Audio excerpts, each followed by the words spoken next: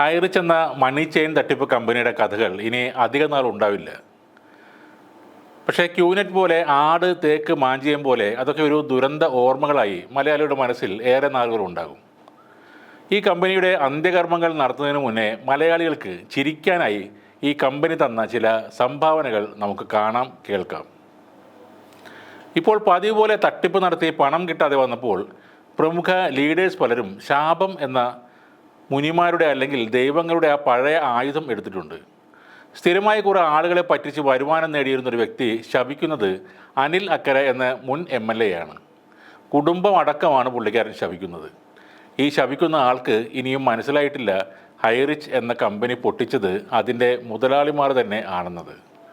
മനസ്സിലെ നിരാശയും സങ്കടവും ദേഷ്യവും അദ്ദേഹം ശാപത്തിലൂടെ ഫേസ്ബുക്കിലൂടെ പുറത്തേക്ക് വിടുകയാണ്. വേറെ കുറച്ച് ആളുകൾക്ക് ശപിക്കലും പ്രാകലും ഒന്നുമില്ല. അവർ പ്രതാപനും ശ്രീനക്കും ചങ്ക് പറിച്ചു കൊടുത്തവരാണെന്നാണ് പറയുന്നത്. പൈസ പോയിക്കോട്ടെ, അതൊക്കെ അവർക്ക് വെറും പുല്ലാണെന്നാണ് അവർ പറയുന്നത്. പലതും ഞാൻ പറഞ്ഞേ നമ്മൾ ചങ്ക് പറിച്ചു കൊടുത്തിട്ടാണ് ഉള്ളത്.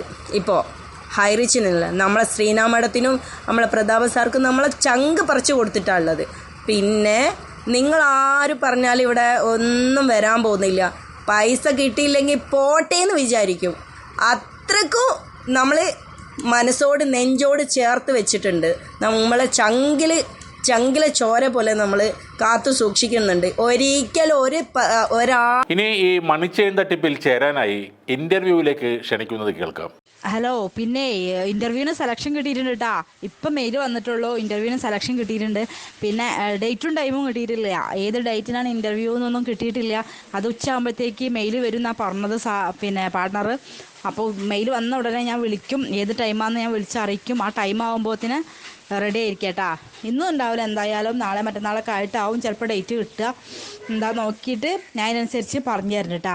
ഓക്കെ. 800 രൂപയുടെ കൂപ്പൺ മേടിക്കാനുള്ള അസുലഭ ഭാഗ്യം വരുന്നത് എങ്ങനെയാണെന്ന് നോക്കാം. കമ്പനിയുടെ അക്കൗണ്ടുകൾ എല്ലാം ഫ്രീസ് ചെയ്തപ്പോഴും കാശിനോട് ആർത്തിമൂത്ത് ഐഡികൾ വീണ്ടും അടിക്കുന്ന ഒരാളുടെ ശബ്ദമാണ് ഇനി കേൾക്കുന്നത്. ബിസിനസ് ചെയ്തുകൊണ്ടിരിക്കുക. ഞാനിപ്പോഴും ഹൈറിച്ചിൽ എൻട്രി അടിച്ചുകൊണ്ടിരിക്കുക.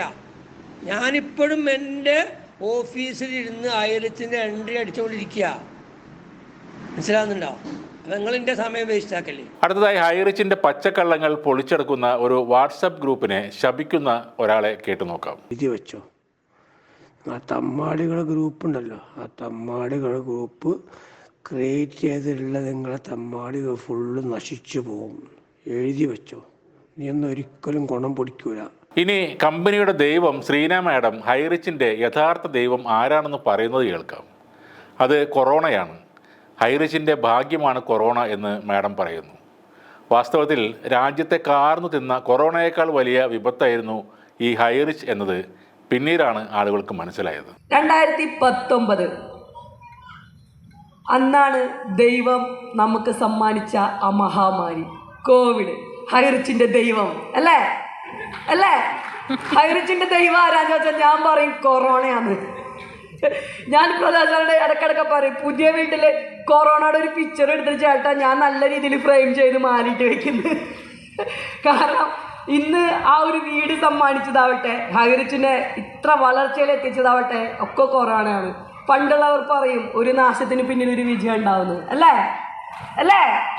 പക്ഷേ ആ നാശം മഹാമാരിയുടെ രൂപത്തിൽ നമ്മുടെ ലോകമെമ്പാടും വ്യാപിച്ചപ്പോൾ സമ്പൽ സമൃദ്ധിയുടെ രൂപത്തിൽ, സമ്പന്നതയുടെ രൂപത്തിൽ ഹൈറിച്ച് ഇന്ന് വ്യാപിച്ചുകൊണ്ടിരിക്കല്ലേ? എത്രയോ കുടുംബങ്ങൾ രക്ഷപ്പെട്ടു, എത്രയോ പേര് ലക്ഷാധികളായി, എത്രയോ പേര് കോടീശ്വരന്മാരായി അല്ലേ? കൊറോണ ഇല്ലെങ്കിൽ ഇതൊക്കെ ഉണ്ടാവോ? ഇല്ല. അടുത്തതായി അനിൽ അക്കരയെ അടുത്ത ഇലക്ഷനിൽ തറ പറ്റിക്കാനും അയാളുടെ ഫേസ്ബുക്ക് ഇൻസ്റ്റാ പേജുകളിൽ തെറി അഭിഷേകം നടത്താനും ഒരു ലീഡർ ആഹ്വാനം ചെയ്യുന്നതാണ്. നമുക്കെതിരെ സംസാരിക്കുന്ന ഒരു അനിൽ അക്കരയുണ്ട്. അവന് ഇനി അടുത്ത ഇലക്ഷനിൽ നിന്ന് കഴിഞ്ഞാൽ അവൻ 8 നിലയിൽ കെട്ടിവെച്ച കാശ് കിട്ടാത്ത രീതിയിൽ അവനെ ജനങ്ങളുടെ ഇടയിൽ പരിപ്പിളക്കണം അവൻ്റെ. അപ്പോൾ പൂരത്തെറിയായിരിക്കണം അവൻ്റെ ഫേസ്ബുക്ക് പേജിലും അതേമാതിരി തന്നെ അവൻ്റെ ഇൻസ്റ്റയിലൊക്കെ പൂരത്തെറി കൊണ്ട് പറയണം ഇനി. അപ്പോൾ എന്തായാലും നമുക്ക് പറ്റണത് നമ്മളും ചെയ്യും. ഓക്കെ, ഇനി ഇവിടുന്ന് അങ്ങോട്ട് നമ്മുടെ ദിവസങ്ങളാണ്. തകർത്തോ നിങ്ങൾ. ഇനിയുള്ളത് ഒളിവിൽ പോയ മാഡത്തിൻ്റെ ഒരു കടുത്ത ആഹ്വാനമാണ്. ഭയം വേണ്ട, മരിച്ചാലും പേടിക്കരുതെന്ന് ഒളിവിൽ പോയ ശ്രീന മാഡം പറയുന്നു. എന്റെ മക്കളെ, ഭൂമിയിൽ ജനിച്ചു, കുറച്ച് ചങ്കൂറ്റത്തോടുകൂടി ജീവിക്ക്. ഭൂമിയിൽ ഇറങ്ങിയ ചങ്കൂറ്റം വേണം, ഭയക്കരുത്. ഭയം പിന്നിപ്പേദം ചത്തോ, ഭയന്ന് ജീവിക്കണ്ട. ഉള്ളിൽ കരഞ്ഞുകൊണ്ട് നാട്ടുകാരെ ചിരിപ്പിക്കുന്ന ഹൈറിച്ചിന് സ്നേഹത്തോടെ ആദരാഞ്ജലികൾ നേരുന്നു.